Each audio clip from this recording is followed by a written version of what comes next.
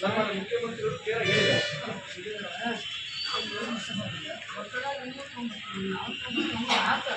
ನೆಟ್ಟಿಗೆ ನಾವು ನಿಂತ್ಕೊಡಿ ಯಾವಾಗ ತಗೊಂಡು ನಿಮ್ಮ ಕೂಡ ನಾವು ಬಂದ್ಬಿಡ್ತೀವಿ. ಆದರೆ ನೀವು ಹೇಳಿದ್ರಲ್ಲಿ ನೀವು ನಾವು ರೈತ ಕೂಡ ನಿಂತ್ಕೊಂಡು ಬರ್ತೀವಿ. ಮೊನ್ನೆ ಹೋರಾಟ ಎಲ್ಲಿ ಹೋಗಿದ್ದೀವಿ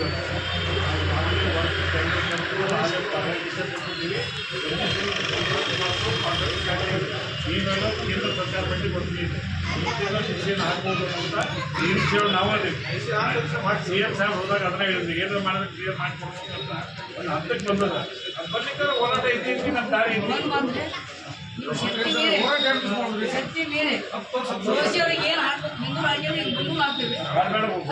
ರಿಕ್ವೆಸ್ಟ್ ಮಾಡೋದು ಜೋಶಿ ಸಾಹೇಬ್ ಅವರು ಕೇಂದ್ರದಲ್ಲಿ ಸರ್ಕಾರ ಜೋಶಿ ಅವರು ಪರ್ಸನಲ್ ಆಗಿ ನಾನು ಹೇಳ್ತಿಲ್ಲ ಬಿಜೆಪಿ ಸರ್ಕಾರ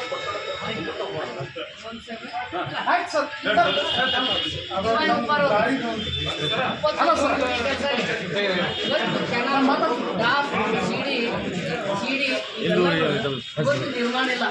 2 ಸಲ ನಾವು ಚಿಕ್ಕದಾಲಿಯಿಂದ ಹಿಡ್ಕೊಂಡು ನಮ್ಗೆ ಹ್ಯಾಂಗ್ ಮಾಡ್ತಿರೋ ನಾನು ಹೇಳ್ಬಿಟ್ಟು ಈಗ ಸೂರ್ಯಚಂದ್ರ ಇರುವವರೆಗೆ ಈ ದೇಶದಲ್ಲಿ ಮೂಲಭೂತ ಸೌಕರ್ಯ ಬಗ್ಗೆ ನಾವು ಹೋರಾಟನೇ ಮಾಡ್ತೀವಿ. ಅಮೇರಿಕದ ಕೂಡ ಮೂಲಭೂತ ಸೌಕರ್ಯಗಳ ಹೋರಾಟ ಮಾಡ್ತೀವಿ. ನಾವು ನೀವು ಹೇಳಿದ ಸಂದರ್ಭದಲ್ಲಿ ಎಲ್ಲರಿಗೂ ಸರ್ಕಾರಕ್ಕೆ ದುಡ್ಡೇ ಬೇಕು. ಸರ್ಕಾರಕ್ಕೆ ಏನು ಬೇಕು?